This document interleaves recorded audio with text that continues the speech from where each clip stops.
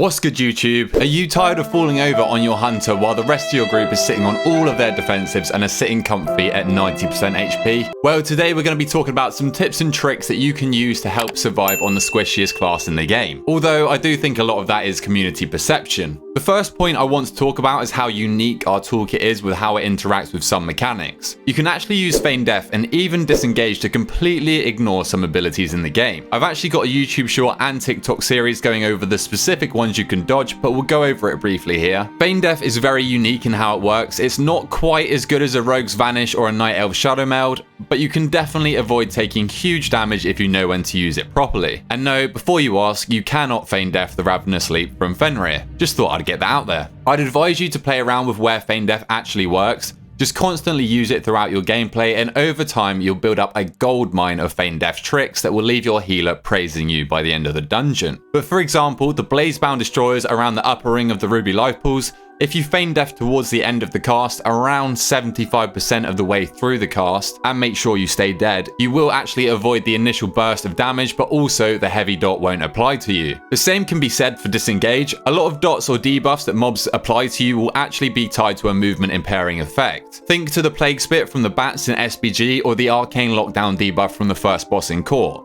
Once these debuffs are applied to you, if you use your disengage, it will completely remove the debuff and therefore the damage along with it. There's some really nice tech with avoiding damage as a hunter with these two abilities, which has always made the class more fun to me. Just trying to figure out what damage I can actually completely avoid taking. Next, I want to talk about our pet buffs. To be the tankiest you can be as a hunter, you'll want to run with the Tenacity pet. They bring us a 7.5% health buff if you're spec'd into BM, 5% otherwise, which is quite considerable. This alone will help you become more tanky, but the main reason for your Tenacity pet is the Fortitude of the Bear ability you gain from them, granting you 20% health for 10 seconds, but recently it got buffed to where it now heals us for that same amount as well, which I feel like has gone quite under the radar. I know I definitely feel more tanky recently, and it may well be due to this buff. If you know you can survive a big chunk of damage that you know you're about to take, to play optimally you'd want to press this after taking the damage so you maximize the benefit from the heal too.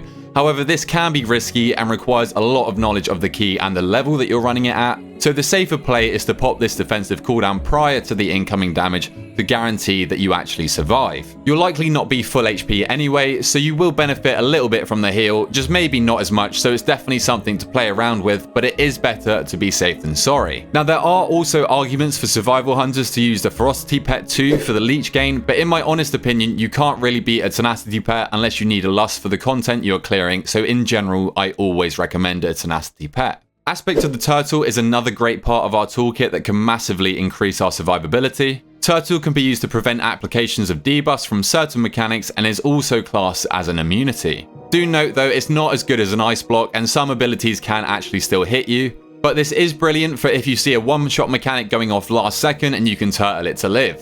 You can make phases incredibly easier by giving your healer one less person to heal. For example, I'm thinking a high tyrannical key on the boss Herja in the Halls of Valor.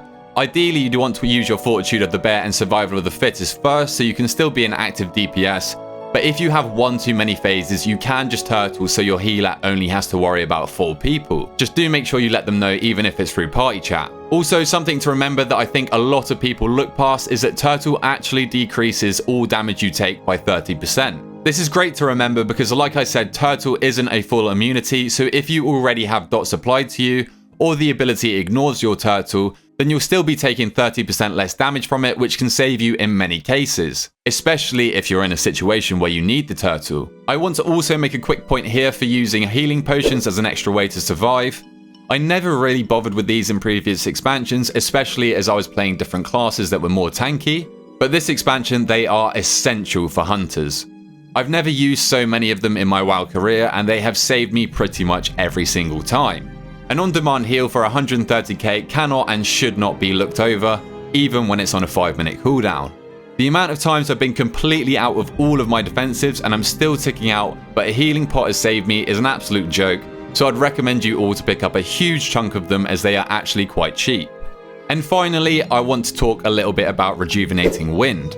I've seen a lot of builds being recommended that don't actually use the extra heal over time from Exhilaration, and I cannot figure out why. For some reason, people would rather take movement speed than an extra 20% heal over 8 seconds, which really does not make any sense to me. But for context on my character, that's a 70k heal over 8 seconds, which you really cannot ignore as a hunter with how squishy we currently are. Even if you don't feel like you need this talent at the moment, spoiler, you do. I would start picking it up now and getting used to it, because in 10.0.7, this talent is getting a buff to give us an extra 8% HP. Again, this is not the survivability buffs we needed at all, but we definitely shouldn't overlook this. I have heard the top hunters saying this will give them the health they need to survive an extra key level, even at the top levels, so don't sleep on this. I definitely won't be saying no to an extra 30k health on my hunter, that's for sure. So these are my tips on how to get that extra bit of survivability out of your hunter, as I'm sure we've all felt like we needed it this expansion.